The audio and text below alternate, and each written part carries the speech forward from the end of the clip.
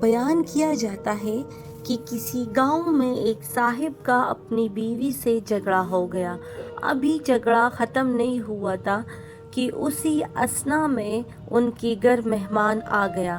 خاوند نے اسے اپنی بیٹھک میں بٹھا دیا اور بیوی سے کہا کہ فلاں رشتہ دار مہمان آیا ہے، اس کے لیے کھانا بنا لو۔ وہ غصے میں تھی، کہنے لگی نہ تمہارے لیے کھانا ہے نہ تمہارے مہمان کے لیے۔ وہ بڑا پریشان ہوا کہ لڑائی تو ہماری اپنی ہے، اگر رشتہ دار کو اس بات کا پتہ چل گیا تو خواہ مخواہ خاندان میں بات ہوگی اور خواری الگ سے ہوگی۔ لہٰذا خاموشی سے آ کر مہمان کے پاس چپ چاپ بیٹھ گیا۔ اتنے میں اسے خیال آ گیا کہ چلو بیوی اگر روٹی نہیں پکاتی تو سامنے والے ہمارے ہمسائے بہت ہی اچھے لوگ ہیں، میں انہیں ایک مہمان کا کھانا پکانے کے لیے کہہ دیتا ہوں۔ چنانچہ وہ ان کے پاس گیا اور کہنے لگا کہ بیوی کی طبیعت آج کچھ خراب ہے، لہٰذا آپ ہمارے مہمان کے لیے کھانے کا انتظام کر دیں۔ انہوں نے کہا ٹھیک ہے۔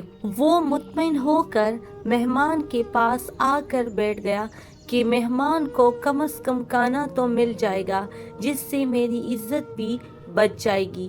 تھوڑی دیر کے بعد مہمان نے کہا کہ ذرا ٹھنڈا پانی تو لا دیجیے۔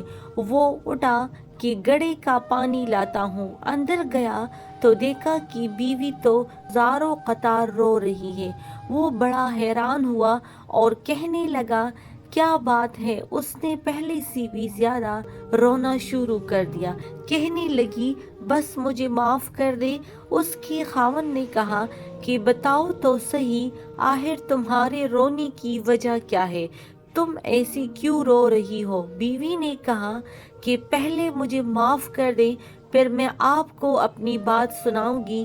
خیر، اس نے کہہ دیا کہ جو لڑائی جھگڑا ہوا ہے میں نے وہ دل سے نکال دیا ہے اور تمہیں معاف کر دیا ہے۔ پھر وہ کہنے لگی کہ جب آپ نے آ کر مہمان کے بارے میں بتایا اور میں نے کہہ دیا کہ نہ تمہارے لیے کچھ پکے گا اور نہ ہی تمہارے مہمان کے لیے کچھ پکے گا تو آپ چلے گئے، مگر میں نے دل میں سوچا کہ لڑائی تو میری اور آپ کی ہے اور یہ مہمان رشتہ دار ہے، ہمیں اس کے سامنے اپنی جھگڑے کی پول نہیں کھولنا چاہیے۔ چنانچہ میں اٹھی کہ کھانا بناتی ہوں۔ جب میں باورچی خانے میں گئی تو میں نے دیکھا کہ جس بوری میں ہمارا آٹا پڑا ہوتا ہے، ایک سفید لباس شخص اس بوری میں سے آٹا نکال رہا ہے۔ میں یہ منظر دیکھ کر سہم سی گئی۔ وہ مجھے کہنے لگی کہ اے خاتون، پریشان نہ ہو، یہ تمہارے مہمان کا حصہ تھا جو تمہارے آٹے میں شامل تھا۔